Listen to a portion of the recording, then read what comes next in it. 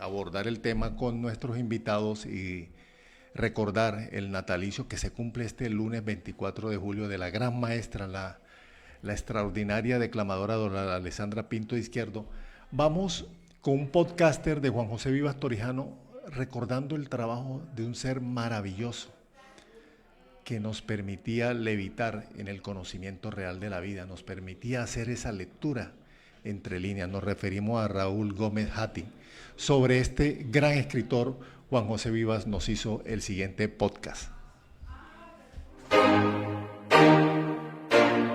Hey Cultura y Señora Radio presentan Lecturas sin Límites con Juan José Vivas Torijano. Lecturas sin Límites. Hola, soy Juan José Vivas Torijano. En esta edición de Lecturas sin Límites, nuestro invitado es el escritor Raúl Gómez Hatín. Raúl Gómez Hatín fue un escritor y poeta colombiano, con raíces libanesas por parte de su madre. Nació el 31 de mayo de 1945 en Cartagena, Colombia, y falleció de forma trágica en la misma ciudad a 9 días de cumplir 52 años en 1997. Durante su niñez vivió en Cereté, Córdoba, en tanto que su adolescencia la pasó en Cartagena. En 1964 inicia sus estudios de Derecho en el Externado de Bogotá, carrera que dejó de lado para dedicarse al teatro. Por 1972 regresa a Cereté y se dedica a escribir poesía, la cual alternaba en algunas ocasiones con actuaciones de teatro en Bogotá.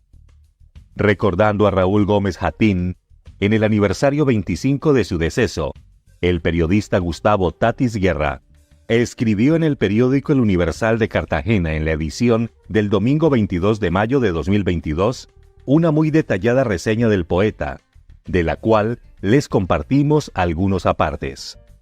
Me resisto a creer que el poeta se arrojó a un bus de servicio público del barrio Zaragozilla en Cartagena de Indias aquella madrugada del 22 de mayo de 1997, hace 25 años, muy cerca del monumento de la India Catalina. Las versiones que recogí esa madrugada coinciden en que el poeta se detuvo en la avenida en varios instantes de indecisión y cruzó sin mirar el semáforo y mucho menos al bus que venía. Raúl había decaído en las últimas semanas y los transeúntes le rehuían y lo trataban como a un indigente. El conductor que lo atropelló no detuvo el vehículo y solo dijo para justificarse: «Ah, es el loquito», aseveran algunos testigos. El golpe fue certero. Raúl no alcanzó a llegar vivo al Hospital Universitario del Caribe. La prensa regional y nacional se apresuró a registrar el hecho sin investigar la muerte del poeta como un suicidio. Nuevas versiones que he escuchado por estos días cuentan que Raúl venía toreando carros y buses desde la avenida Santander, entrando por la Tenaza. Una fuente cercana me confesó que Raúl, adicto a las drogas, iba en busca de ellas muy cerca del cuartelillo de Chambacú. Alguien lo esperaba allí para entregárselas. Al margen de su vida trágica y su enfermedad mental, Raúl prevalece en la literatura del Caribe y de Colombia para el mundo gracias a su obra poética que ha sido traducida al inglés y al francés y ha sido motivo de estudio en varias universidades.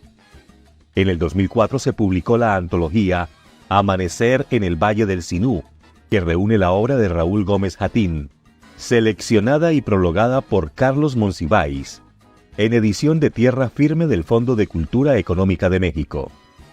Su primer libro, Poemas, que constaba de 20 poemas, apareció en 1980. En 1988, la colección Guberek publicó su segundo poemario Retratos, Amanecer en el Valle del Sinú y del Amor, tríptico cereteano. En 1989, su tercer poemario, Hijos del Tiempo, publicado en Cartagena por Ediciones El Catalejo, dirigido por Cícalo Pinot. En ese mismo año, 1989, Editorial Norma publicó su antología Poesía 1980-1989, Bogotá. Integra sus poemarios Uno de los poemas que prefirió excluir de esta antología es precisamente un poema que dice en uno de sus versos: «Es que me atropelló una rueda muy pesada». Premonición de la fatalidad. En 1995 se publicó Esplendor de la mariposa, poemas escritos en el manicomio y la cárcel. En el 2000 se publicó de manera póstuma El libro de la locura. Por su parte, el crítico Leo Castillo describió la esencia de Hatín. Raúl Gómez Hatín es un poeta de ideas, un pensador, un animal rumiante de su palabra, acaso nuestro autor más visceral, de un estilo cuidado, exigente y notablemente preciso, no pocas veces brillante. Sobrio, magro y hasta robusto. Su méster está cimentado en Homero y en la gloria del teatro griego, en Platón.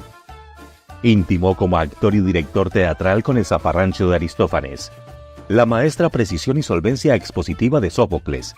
Si bien nuestra memoria no retiene alusiones suyas a Esquilo, el supremo trágico de los griegos, a nuestro criterio. En Raúl Gómez Hatín, en el principio, fue el teatro, después la poesía. Raúl Gómez Hatín, El amor brujo. He robado parte de tu cuerpo y de tu alma. Le he tendido una celada a los recuerdos, que aquí te recuerdo. ¿Recuerdas, amor? El cielo de la noche casi azul se asoma entre tus pestañas. Noche vibrátil. Una vez me fui hasta tu región de monte, enfermo de hongos y tristezas muy tristes, y aluciné con tu imagen alta y flexible, galopando un caballo de nube. Luego venías por la tarde desde el retiro de los indios en tu carruaje blanco, y yo iba a pie por la carretera, como un sonámbulo. Sonríes desde lejos, como si masticaras mi corazón entre tus colmillos. Mis palabras le quitan a tu vida muerte. Vives en este libro, aunque te tengo miedo, aunque apenas sí hemos hablado. Pero te amo tanto como siempre, tanto como puedas imaginar. Y estamos lejos, como el sol del mar.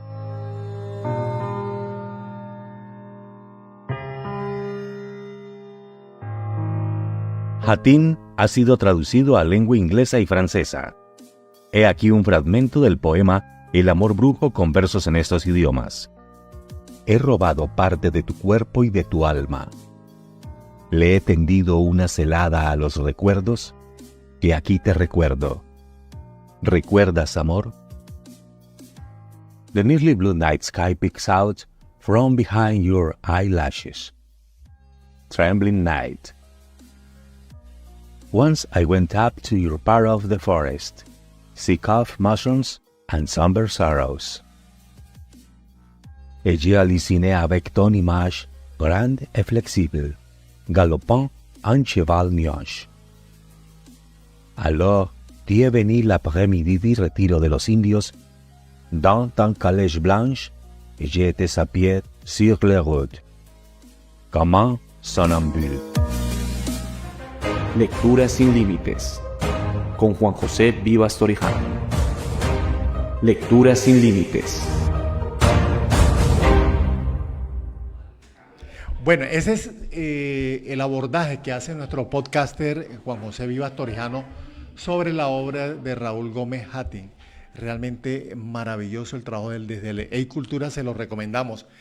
Uno de nuestros invitados al conversatorio Cultura, que se emite desde la Q Digital en Palmira, al suroccidente de Colombia, es un gran amigo, escritor, comunicador social, investigador cultural.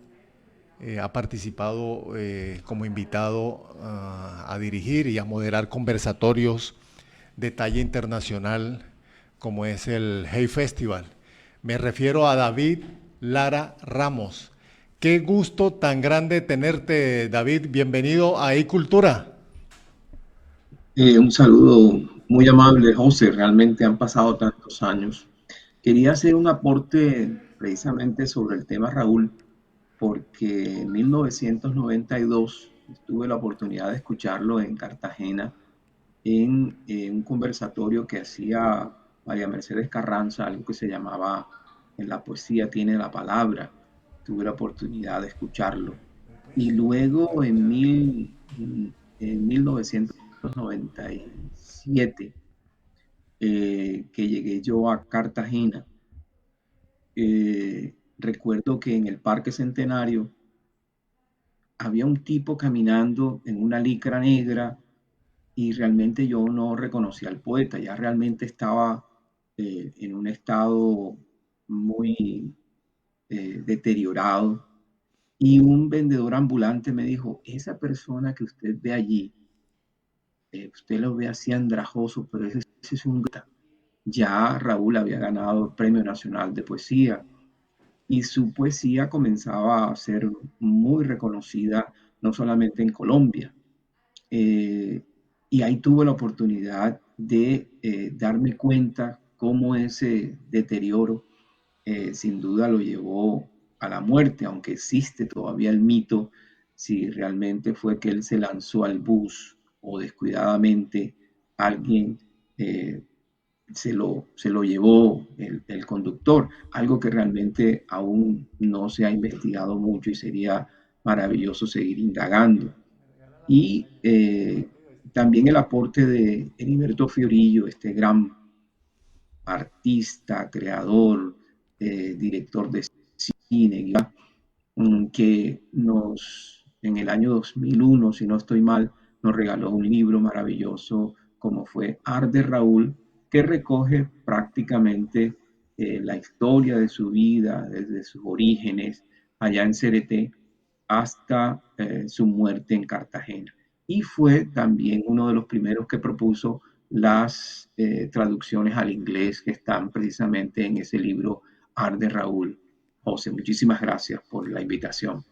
No, a ti, David, bueno, bienvenida a ese abordaje que haces desde la experiencia, desde el contacto que estuviste con este maravilloso y delirante poeta del Caribe colombiano, poeta nuestro colombiano. David, antes de ingresar, bueno, con David tenemos muchas coincidencias, compartimos aula de clase en la Universidad Autónoma del Caribe ya hace muchos años, pero bueno, el recuerdo está vivo. Ya ahí se vislumbraba David Lara, este David Lara intelectual, escritor, investigador, catedrático. Precisamente antes de adentrarnos en este diálogo, David, recordemos parte de tu trayectoria, que ha sido frondosa y queremos escucharla, David. Bueno, lo primero que quiero decir es por qué estoy así como tan abrigado, porque no estoy en el Caribe, eh, sino que estoy muy lejos del Caribe, estoy en una ciudad que se llama Victoria, en Canadá, donde tengo un hijo que estudia acá y vine a visitarlo. Pero bueno, eso que cuenta José es realmente muy cierto. Estuvimos juntos en las aulas de la Universidad Autónoma. Luego, bueno, yo me dediqué un poco a la docencia también, una vez terminado la comunicación. Eh, Pasé un tiempo en la Universidad del Norte también, estudiando producción audiovisual y dedicado fundamentalmente a la escritura de guiones y textos para televisión. Bueno, este es un recorrido bastante amplio realmente porque son más de 30 años dedicados al trabajo del periodismo. Pero en un momento, cuando trabajaba en la Universidad del Norte, ahí se hizo un programa que se llamaba En Línea, un magazine cultural, y tuve mucho la oportunidad de de ir a Cartagena a cubrir mucho el Festival de Cine, el Festival Internacional de Cine de Cartagena, y ahí comencé a hacer muchos amigos. Entre esos, otro gran amigo nuestro, José, como fue Carlos Mojica, me invitó a algunos momentos a estar en el Diario Universal y allí llegué en 1996. Allí fui director del suplemento literario del suplemento literario, en aquel entonces se llamaba Dominical, algo que ya, digamos, no existe. Casi todos los suplementos dominicales han desaparecido. Y luego, estando ahí en la universidad, perdón, en el Universal, comienzo a estudiar Derecho en la Universidad de Cartagena y, bueno, me gradué también de Derecho y comienzo a escribir crónicas. Voy al sur de Bolívar en el año 1997, cuando la situación era muy difícil en términos de violencia y en términos del conflicto, y hago un recorrido por toda la zona del sur hasta llegar a Nechí, en la frontera con Antioquia. De allí surge digamos, unas primeras series de crónicas. Luego también hay una relación muy cercana con la música. Tengo algunas crónicas que tienen que ver también con músicos, con cantadoras tradicionales, específicamente de bullerengue y de esto que llamamos bailes cantados. También el área de la tambora, por los lados del río Magdalena, allí hacia la zona de la depresión Momposina, San Martín de Loba, Barranco de Loba y Atillo de Loba. Bueno, lo que ha seguido es una labor de escritura en el campo fundamentalmente de las crónicas, aunque tengo algunos textos de ficción allí como en el horno, digámoslo así.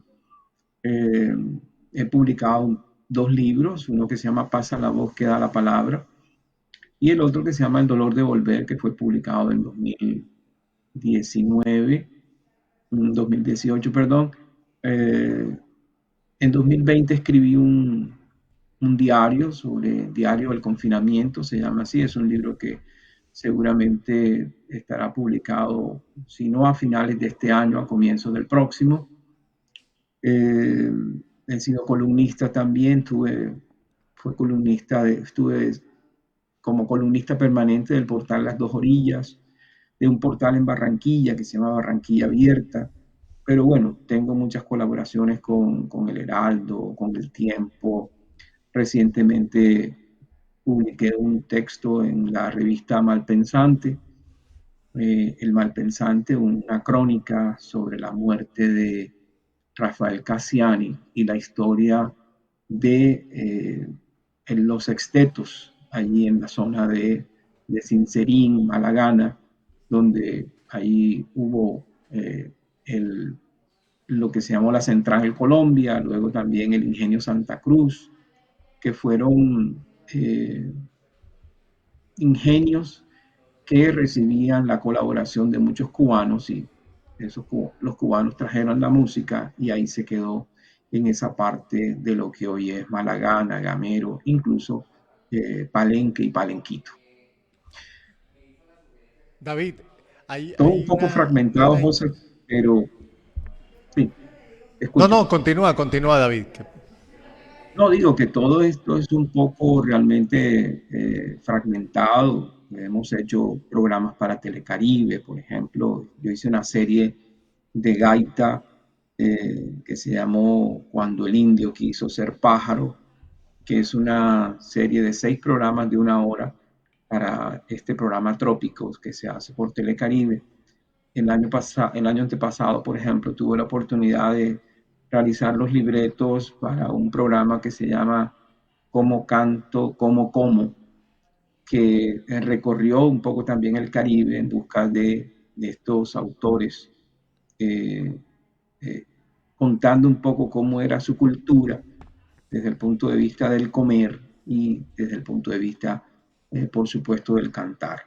Pues actualmente estoy en la Universidad de Cartagena, soy el director del programa de comunicación social desde hace ya un semestre, y allí trabajo en la revista de la universidad. Soy el director de la revista. Es una revista fundamentalmente de temas culturales, de temas sociales y pues sigo con mi labor académica específicamente en el área del periodismo cultural. David, hay uno de los temas que queremos abordar contigo y es, bueno, es más que todo una inquietud, un interrogante.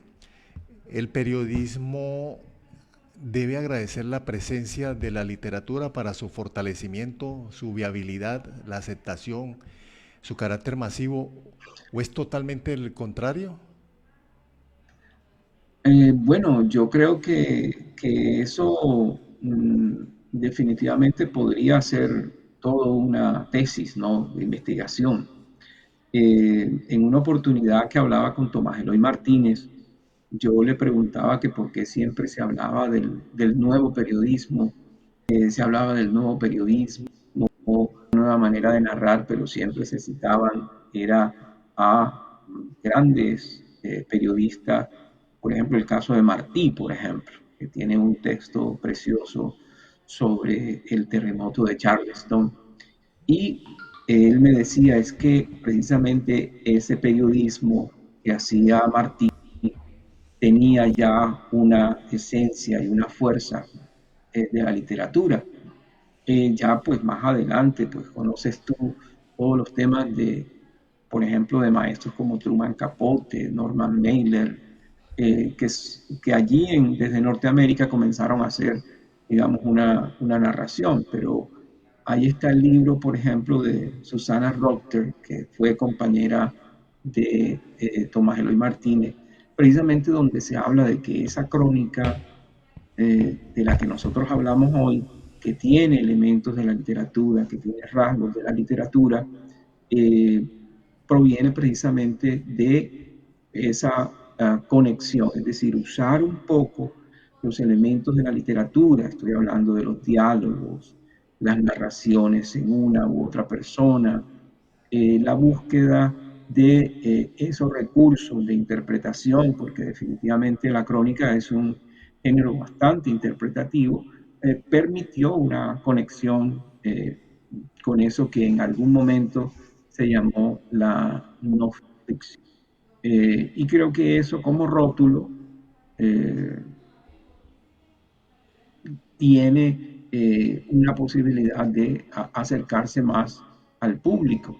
Creo que hoy hay tantos lectores de no ficción como lectores de ficción, pero se comunican, son estilos, maneras, formas de comunicarse. Luego, creería yo que se alimentan y conviven de la mejor manera. Hoy, por ejemplo, se habla de narrativas del yo, tomando como esencia a la persona, o esas narrativas también en primera persona que abordan eh, visiones fundamentalmente de la experiencia. Creería que los rótulos, al fin y al cabo, sirven mucho al tema del mercado, sirven mucho a la manera como un lector puede recomendársele algo y decirle, mira, esto es no ficción, esto es una crónica, o esto es periodismo literario, etcétera. Eh, pero lo fundamental allí son las narrativas, lo que se narra, lo que se cuenta. Y importante también es quién narra, ¿no? Quién narra o cómo se narra. David, me he estado acordando de dos lecturas, no sé si todavía está vigente esa anotación o esa sugerencia, que eran casi obligadas para quienes deseábamos escribir bien. Recuerdo que nos decían los maestros, los profesores de la época. Era Truman Capote, por ejemplo, a Sangre Fría, era como el referente. Si usted quería Sí, tener un acercamiento al ideal de la escritura, o Hemingway, eran como los dos textos. Pero yo recuerdo mucho uno, David, que lo leíamos mucho en la universidad, eran las columnas de García Márquez, que se firmaba séptimos. La jirafa se llamaba la claro. columna. Técnicamente era una columna, pero finalmente resultaba siendo casi que prosa poética. ¿Podemos abordar este tema, David? Es viable, es recomendable que una mecánica como la columna aborde a partir de la prosa poética, como hacía García Márquez en su ya reconocida columna de opinión, en el Heraldo de Barranquilla, ¿no? Sí, bueno, sobre ese tema yo he escrito un par de ensayos sobre el tema de García Márquez. Hay un tema que se llama lo poético y lo narrativo en la obra de García Márquez. Es un ensayo, debe estar publicado por ahí, por algún lado. Entre otras cosas, aquí también hago un poco la cuña. Estoy reuniendo algunos ensayos para hacer un libro. Eh, Esto realmente es un periodo, ¿no? Hay un libro que se llama Crónica en Colombia, Medio Siglo de Oro, eh, donde hacen prácticamente un recorrido de esas crónicas en los años 50. Y allí está precisamente las crónicas que en aquel momento se llamaba crónica, pero que hoy, fíjate tú hablando del tema de los rótulos, hoy se llaman artículos o se llaman columnas de opinión. Eh, Esto del tema de lo que tú dices de García Márquez es muy importante porque hay que establecer más o menos en qué periodo se escribieron o en qué momento se escribieron. Antes del periodo de Barranquilla, como tú bien lo anotas, está el periodo de Gabo en el Universal en 1948 y 1949, donde ya comienza él a escribir, por supuesto, algunas de estas crónicas. Por ejemplo, la crónica de su llegada a Cartagena, de esa ciudad gris, ruinosa como era en los años 1900, en 1948, cuando él llega a la ciudad de Cartagena y que hace este recorrido de esta ciudad que lo impacta, que lo impresiona. Ya allí hay un primer elemento que es el elemento de la interpretación, es decir, no estamos hablando de realidades específicas, sino como alguien ve, y es lo que yo llamo en un texto que ahora estoy escribiendo, que es la forma de la reportería en García Márquez.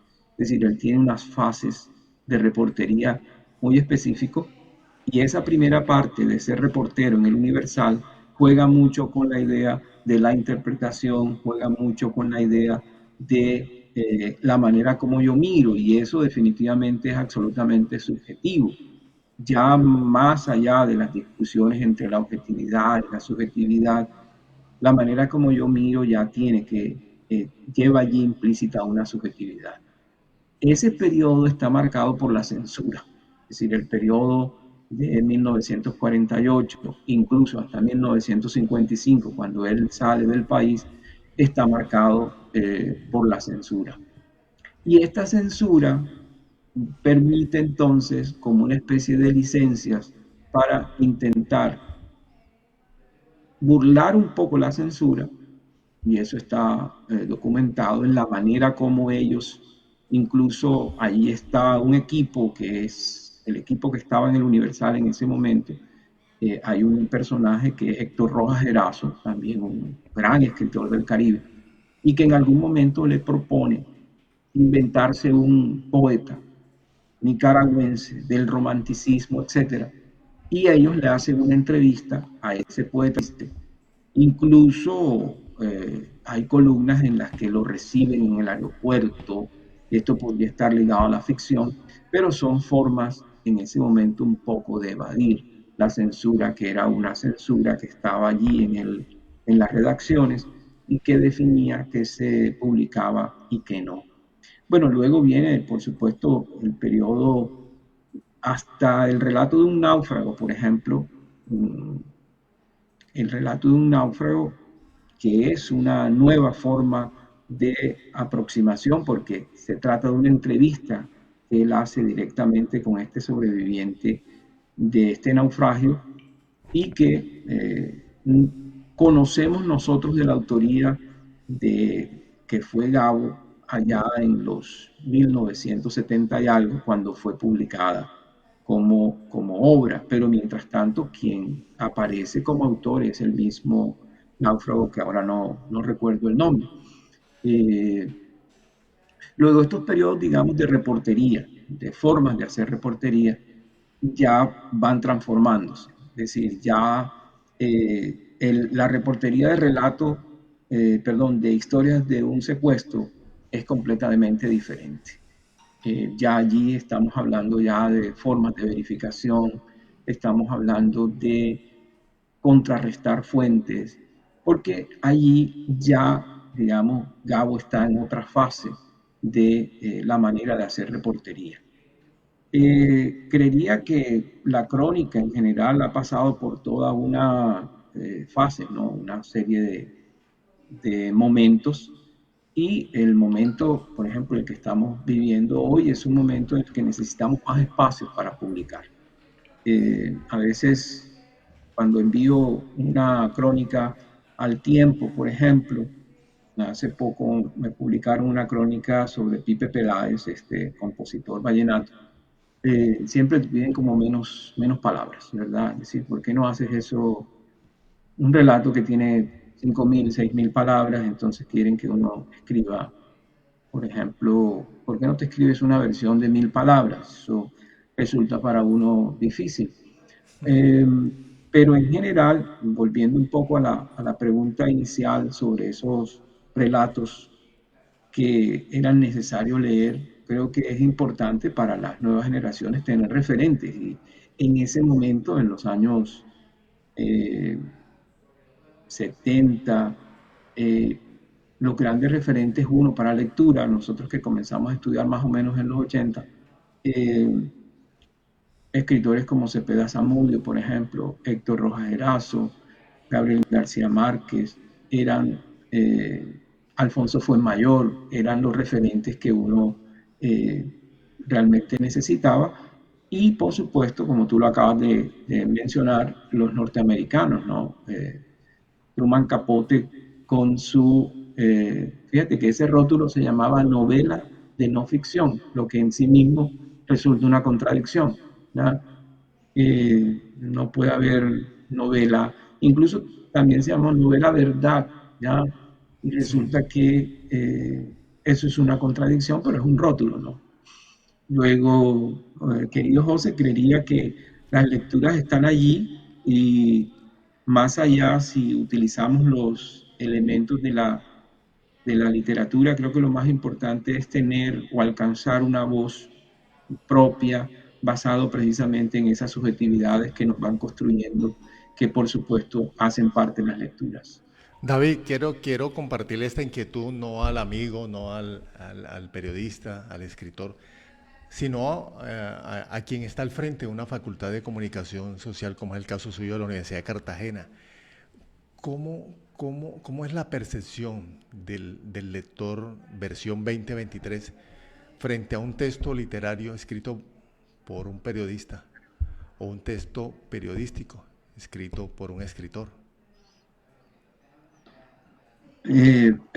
¿Podrías ampliar un poco, José, Sí. el ¿Será que tiene función? más credibilidad, más aceptación una nota escrita periodísticamente sin recurrir a las figuras literarias? Siempre me he hecho esa pregunta, David. Bueno, ¿Será que creería, tiene más José, que aceptación? allí, bueno, creería yo, José, que allí está fundamentalmente los focos, es decir, uno estando, y tú y yo desde la academia, pues sabemos que cuando hablamos, por ejemplo, de un hecho o de una noticia, lo importante es dar a conocer esos datos, ¿verdad? Y a veces esos datos exigen una forma escueta. Y si vamos a anunciar, por decir algo, que hubo eh, un incendio en tal lugar, pues lo importante no es hablar de los colores del fuego, ni, ni, ni el crepitar de los elementos que se fueron destruyendo ante el fuego, sino me interesa saber elementos concretos. Es decir, me interesa conocer eh, si hubo daños, si hubo heridos, si hubo pérdidas, a qué hora llegó el carro de bomberos, cuándo se prendió o por qué, cuáles fueron las causas, pues me interesa conocer eso. Eh, yo tengo un texto que se llama ¿Qué hacer cuando todos los periodistas se han ido?, que tiene que ver fundamentalmente con que la realidad es para mí es muy difícil de digerir.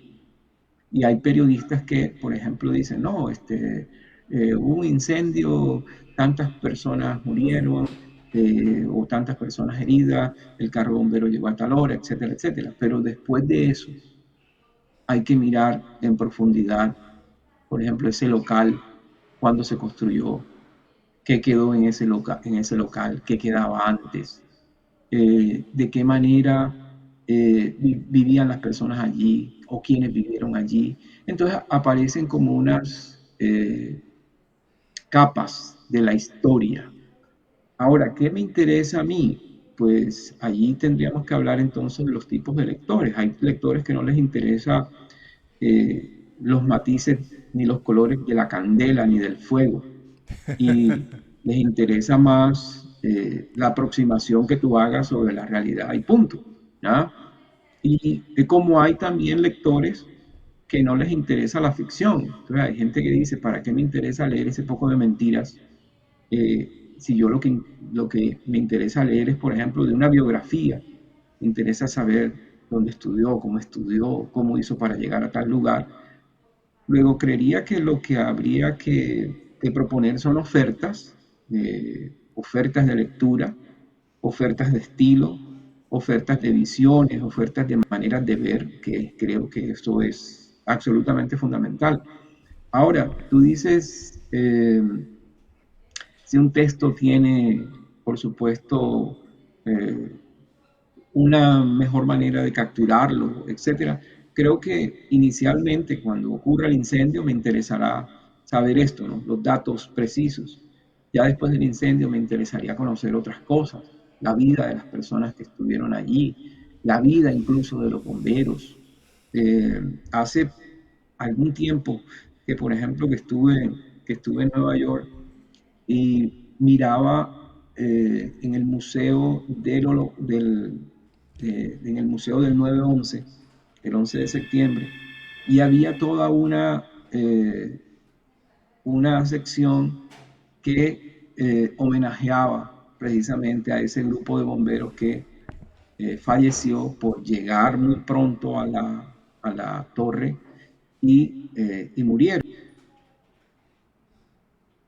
Entonces, allí hay una crónica fabulosa que se llama El hombre que cae, que es precisamente un fotógrafo que hizo una fotografía de esas personas que se tiraban, ¿no? Y Sí. él se queda focalizado en esa persona. Y mucha gente podría pensar, bueno, a mí que me interesa este tipo que se iba cayendo. Eh, Porque a mí me interesa saber qué pasó, o el tema político, o el tema de las relaciones entre los países, qué fue lo que pasó allí, o el tema del terrorismo.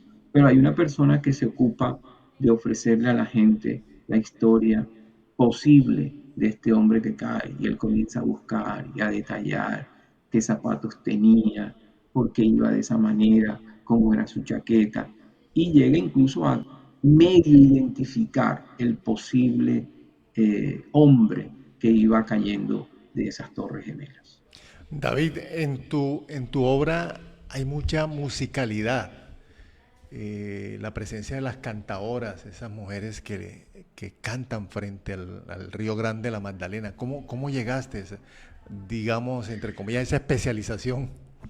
Bueno, mira, mira que eso es muy curioso porque mi papá tenía una colección muy grande de música tradicional. Eh, yo me acuerdo que algunos de los compañeros míos del curso, te estoy hablando de, por ejemplo, Miguel Ruiz, que creo que se llama, me decía, ponte ahí un temita de Catalino Parra. Pues Catalino Parra no lo conocíamos nadie, digámoslo así, pero ese era el gran ídolo de mi papá y de mi mamá.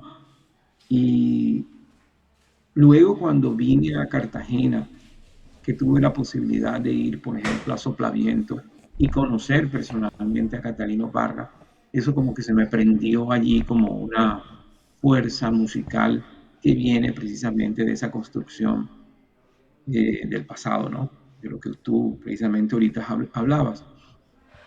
Y en esa región, en la región del dique, ahí hay mucha música, ¿no?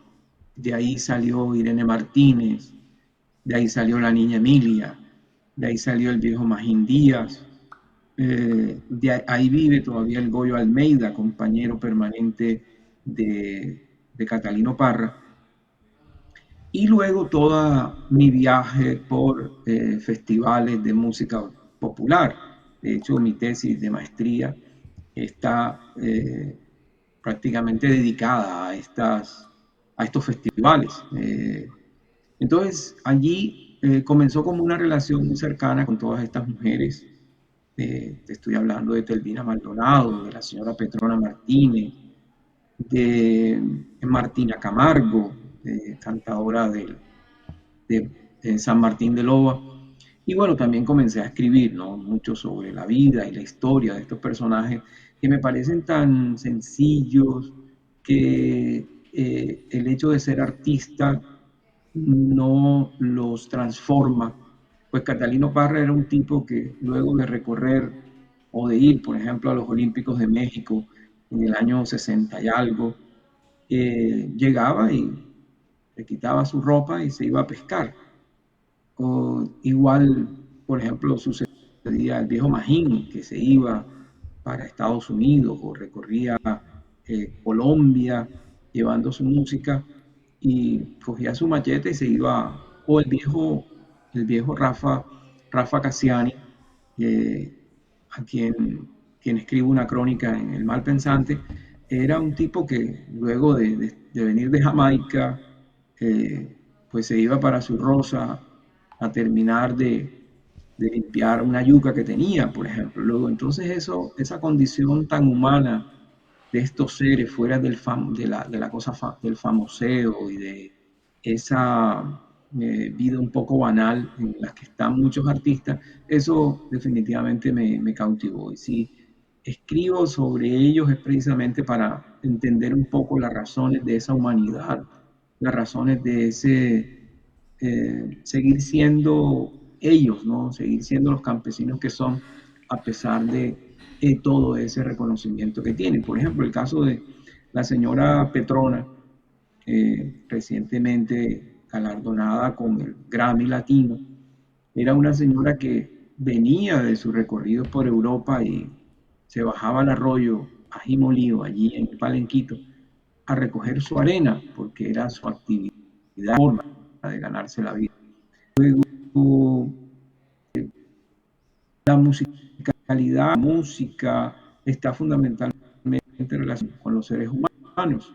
Recientemente, por ejemplo, hablaba con la señora Nelda Piña, que tuvo la oportunidad de abrir el Festival Gabo el pasado mes de junio. Y ella me decía, yo fui la primera mujer que traje un televisor a Gamero. Y en ese televisor se vieron todas las peleas de Pambelé en los años 70. Eso definitivamente es una maravilla.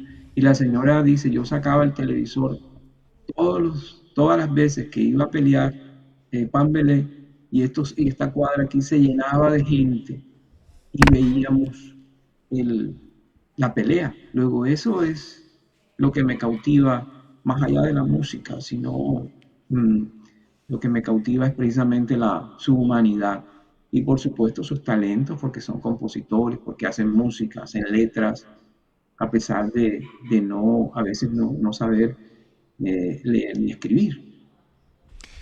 David Lara, definitivamente te queremos tener en el conversatorio y cultura, pero en vivo. La hora resultó muy pequeña para la cantidad de historia y de temas que podemos abordar con este gran amigo, colega, que hoy está en Canadá, pero su sede permanente es la ciudad de Cartagena, en el Caribe colombiano. David, muchas gracias, un abrazo, hermano, y qué gusto y honor tenerte con nosotros. No, a ti, José, yo te he seguido también la pista allí en tus programas que me parecen fabulosos y de verdad que es una labor increíble porque es una labor de sensibilidad, ¿no? Y creo que es lo que necesita en general todos, ¿no? Que le toquen de alguna manera en alguna parte de su intelecto, de su sensibilidad, para poder seguir creando, que es lo que realmente queremos. Gracias, David Lara Ramos. Un gustazo tenerte con nosotros en iCultura. Dentro de unos momenticos regresamos con nuestra emisión del día de hoy. Valle siempre adelante. Disfrutar de un buen cholado en Jamundí. Recorrer la ruta del dulce en Andalucía. Apreciar el paisaje cultural cafetero en Sevilla. 13 nuevos parques y plazas para la gente. De eso tan buenos y dan tanto. Gobernación del Valle del Cauca. Valle Invencible. Valle siempre adelante. 12.500 emprendimientos han sido reactivados con Valle IN, una muestra de que en el Valle avanzamos en la generación de empleo y el crecimiento económico. De eso tan buenos y dan tanto. Gobernación del Valle del Cauca. Valle Invencible.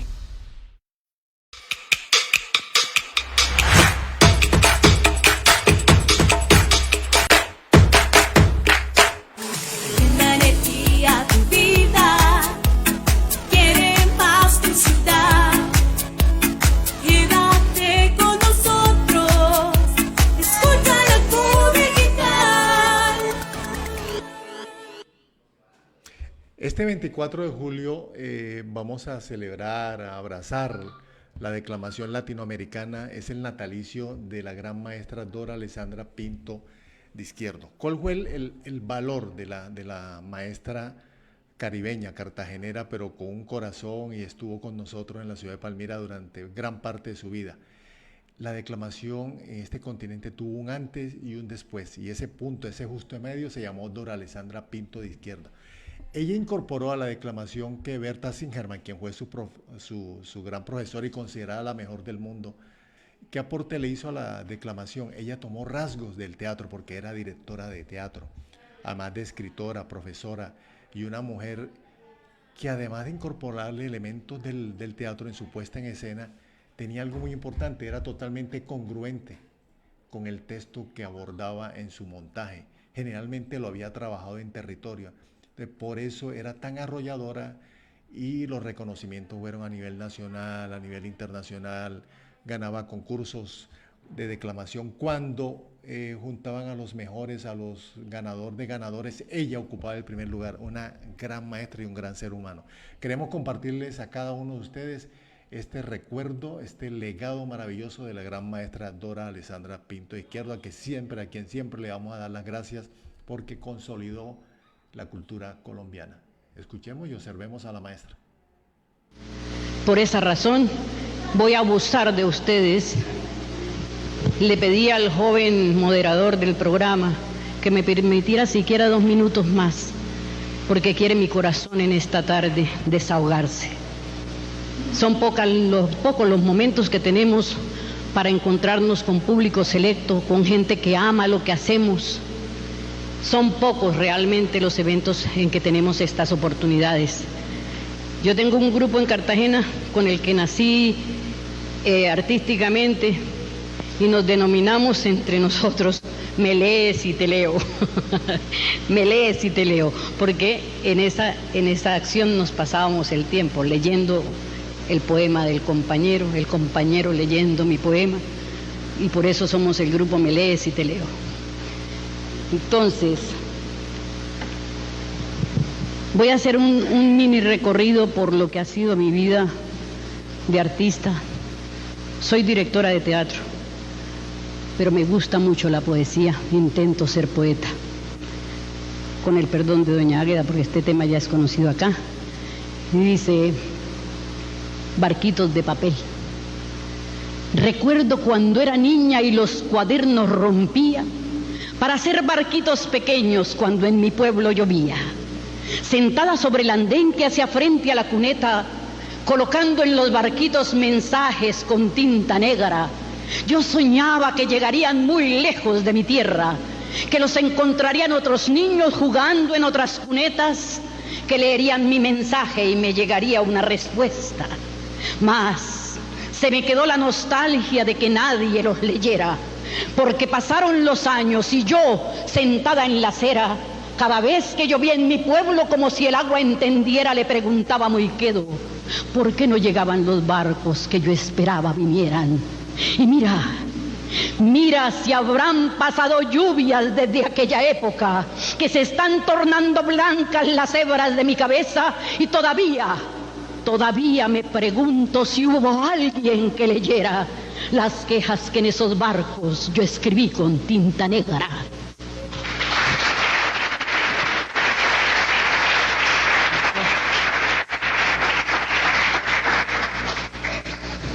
Cuando la vida me golpeó de manera tan violenta que sucumbió mi vida durante largos años, escribí un tema que es un interrogante en mi vida. El poema se titula ¿Quién? ¿Quién quiere extinguir este siglo abominable y el ruido ensordecedor de estas metrallas? ¿Quién saciará la muerte en su avaricia?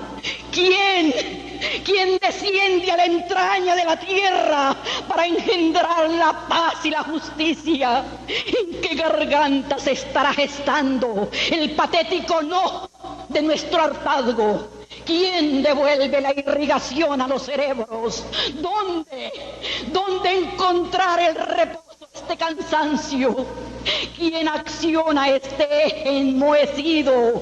¿Quién habrá de componer las manecillas de este reloj de esperanzas averiado que se ha detenido en mitad de nuestra angustia a la hora exacta de un grito amordazado? Tiene rota la cuerda de los sueños y mudo el tic-tac de nuestro canto.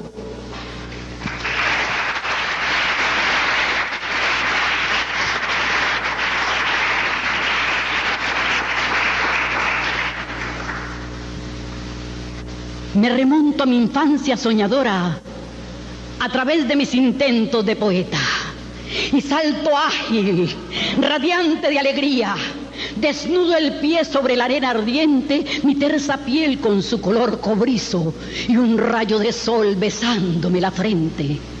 La brisa juega con mi pelo negro siempre rebelde y despeinado, mientras observa mi pupila inquieta la inmensa red para sacar pescado.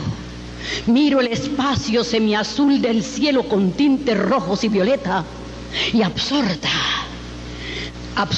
en alas de mi anhelo, me voy por un mundo sin fronteras. Oh, mi loca ingenuidad de niña, haciendo siempre sobre el mar castillos, sin presentir el dolor, siempre risueña y en el alma el blancor de los armiños. Qué pronto se me fue, qué corta era. Adiós, barquitos de papel, trompos, muñecas. Todo está frío en mi niñez ya muerta. Mi pequeño mundo creció tan de repente que fui mujer sin tener adolescencia. Pronto mi vientre se tornó fecundo y acunaron mis brazos la inocencia. Pero la vieja manía de soñar no la he perdido y me paso la vida haciendo versos. Por ello sangra el corazón herido, por ello ríe cuando está contento. Tal vez mañana estos reposen al igual que mi pluma en un rincón y marchitos mis labios ya no rocen en un pómulo fresco la ilusión. Sin poderlo evitar, me iré extinguiendo como cirio en portal de cementerio y aún lleno de savia palpitante, mi tallo morirá sin verde atuendo. Seré un sepulcro de voces apagadas con un epitafio de recuerdos.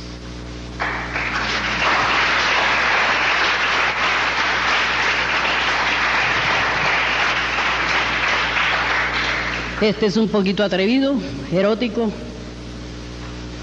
para complacer al grupo de Buenaventura. Lamentablemente Marilla se fue, pero me pidió que hiciera este poema.